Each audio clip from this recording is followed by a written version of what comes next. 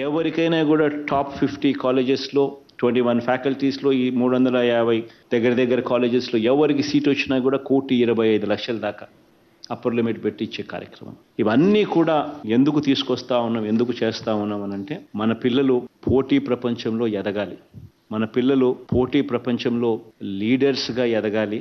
మీరు రాష్ట్రానికి ఏదో ఒక రోజు ఎప్పుడో ఒక రోజు మంచి చేసే అవకాశం పరిస్థితి రావాలి. పేద విద్యార్థులకు విదేశీ విద్యపై సీఎం జగన్ గొప్పగా మాట్లాడారు. కానీ వాస్తవ పరిస్థితులు చూస్తే పూర్తిగా భిన్నంగా ఉన్నాయి. అట్టడుగున ఉన్న ఎస్సీ, ఎస్టీ, బీసీ మైనారిటీలకు మేలు జరగకుండా పథకాలను ఎలా అమలు చేయవచ్చో జగన్ కు బాగా తెలిసినట్లయింది. పైకి మాత్రం సాయం పెంచినట్లు చూపిస్తారు. పేద వర్గాలకు అది దక్కకుండా వ్యూహ చతురతను ప్రదర్శిస్తారు. అడుగడుగునా ఓట్లమాయి చేయడమే తప్ప నిరుపేదలకు మేలు చేయాలనే ఆలోచన ఏ కోసానా కనిపించడం లేదు.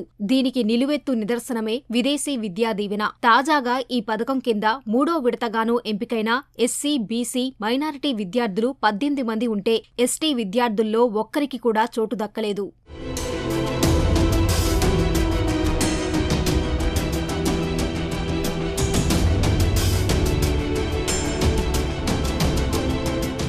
గత ప్రభుత్వ హయాంలో అమలైన పథకాన్ని అధికారంలోకి వచ్చాక జగన్ 3 ఏళ్ల పాటు పక్కన పెట్టారు. ఆ తర్వాత కోర్టు ఆదేశాలతో ఏడాది క్రితం అమల్లోకి తెచ్చినా ఎక్కడా లేని నిబంధనలు పెట్టి అర్హుల సంఖ్య పెరగకుండా చేశారు. గతేడాది క్యూఎస్ ర్యాంకింగ్లో టాప్ 200లో ఉన్న విశ్వవిద్యాలయాల్లో సీట్లు పొందిన వారికి ఆర్థిక సాయాన్ని అందిస్తామని తొలుత ప్రభుత్వం ప్రకటించింది. తొలి విడతగా అన్ని వర్గాలు కలిపి 213 మంది విద్యార్థులు పథకానికి అర్హత సాధించారు. ఇందులో ఎస్సీ, ఎస్టీ, బీసీ, మైనారిటీ విద్యార్థులు 119 మంది మాత్రమే ఉన్నారు. ఆ సంఖ్య కూడా ఎక్కువ అనుకున్నారో ఏమో గాని ఆ తర్వాత కోత కోసం మరింత పకడ్బందీగా నిబంధనలు తెచ్చారు. సబ్జెక్టుల అంశాన్ని తెరమీదకు తెచ్చి వాటిలో టాప్ 50 ర్యాంకుల్లో ఉన్న విశ్వవిద్యాలయాల్లో సీటు సంపాదిస్తేనే సాయాన్ని అందిస్తామనేలా ఉత్తర్వుల్లో సవరణ చేశారు. 2, 3 విడతల్లో అర్హత సాధించిన విద్యార్థుల సంఖ్య మొదటి విడత కంటే తగ్గింది.